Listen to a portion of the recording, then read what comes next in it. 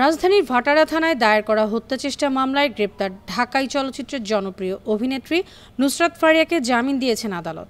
মঙ্গলবার সকালে শুনানি শেষে ঢাকার চিফ মেট্রোপলিটন ম্যাজিস্ট্রেট আদালত তার জামিন মঞ্জুর করেন। জামিনের বিষয়টি নিশ্চিত করে ফারিয়ার আইনজীবী মোহাম্মদ ইফতেখার হোসেন গণমাধ্যম কর্মীদের জানান, মামলায় যে ঘটনার কথা বলা হয়েছে সেই সময় নুসরাত দেশে ছিলেন না, পেশাগত কাজে তিনি কানাডায় ছিলেন। 14 আগস্ট দেশে ফেরেন এবং তার প্রমাণপত্র আদালতে জমা দেওয়া হয়েছে।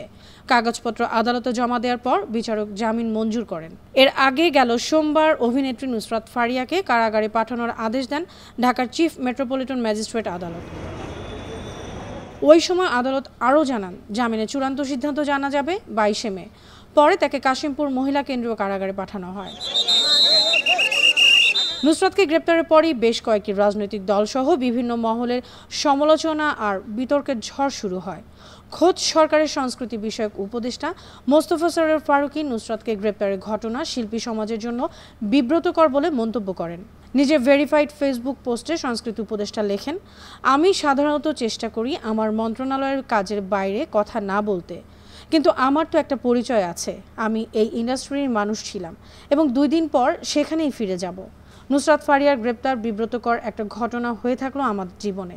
আমাদের সরকারের কাজ জুলাইয়ের প্রকৃত অপরাধীদের বিচার করা। ঢালাও মামলার ক্ষেত্রে আমাদের পরিষ্কার অবস্থান, প্রাথমিক তদন্তের সংশ্লিষ্টতা না থাকলে কাউকে গ্রেপ্তার করা হবে না এবং সেই নীতি অনুসরণ করা হচ্ছিল।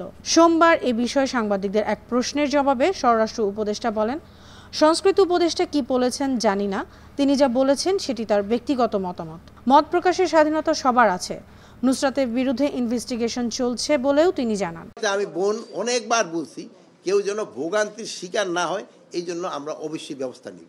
আমরা বলছি শুধু দুষ্কৃতিকারী যেন আইনের আওতায় আসে এবং শাস্তি ভোগ করে, কোনো একটা নিরীহ লোক যেন কোনো অবস্থায় শাস্তি ভোগ যেন না করে, এই ব্যবস্থা আমরা অবশ্যই নিব। না, গতকালে ওনার এগেস্টে তো আমরা ইনভেস্টিগেশন তো শেষ হয় নাই। ইনভেস্টিগেশন শেষ হওয়ার আগে তো বোন আমি বলতে পারবো না। গেল রোববার সকালে থাইল্যান্ড যাওয়ার সময় হযরত শাহজালাল আন্তর্জাতিক বিমানবন্দরের ইমিগ্রেশন চেকপোস্ট থেকে নুসরাতকে গ্রেপ্তার করে পুলিশ। পরে তাকে ঢাকা মহানগর গোয়েন্দা পুলিশের কার্যালয়ে এনে জিজ্ঞাসাবাদ করা হয়। পরবর্তীতে একটি হত্যাচেষ্টা মামলায় গ্রেপ্তার দেখানো হয় তাকে। বৈষম্য বিরোধী আন্দোলনের সময় রাজধানীর ভাটারায় গুলিবিদ্ধ হয়েছিলেন এনামুল হক নামে এক ব্যক্তি। এ ঘটনায় গেল 3 মে রাজধানীর ভাটারা থানায় হত্যাচেষ্টা মামলা দায়ের করেন। এ মামলায় সাবেক প্রধানমন্ত্রী শেখ হাসিনা, সাবেক স্বরাষ্ট্রমন্ত্রী সহ নুসরাত ফারিয়ার নামও রয়েছে। নিউজ ডেস্ক, বানো টিভি।